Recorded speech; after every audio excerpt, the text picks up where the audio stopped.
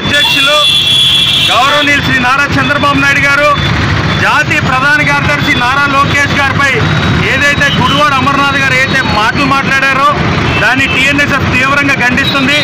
నీకు తెలుగుదేశం పార్టీ రాజకీయ భిక్ష పెట్టింది.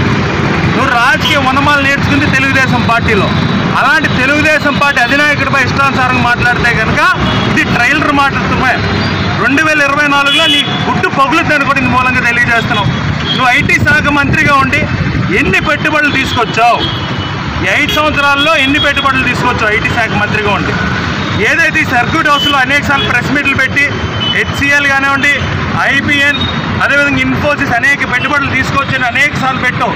నువ్వు 24 గంటల్లోగా ఏదైతే నువ్వు పెట్టుబడులు తీసుకొచ్చావో నీ యొక్క కంపెనీల దగ్గరికి వెళ్ళి నువ్వు సెల్ఫీ తీసుకొని నువ్వు పెట్టగలవని అంటున్నా. నువ్వు లోకేష్ గారి మీద ఇష్టానుసారంగా మాట్లాడితే కనుక ఊరికే పరిస్థితి లేదు. ఈరోజు ప్యాకెట్లో జోకర్ ఏ విధంగా ఉంటుందో ఈరోజు వైఎస్ఆర్సీపీ పార్టీలో నువ్వు ఒక పెద్ద బ్రోకర్వి.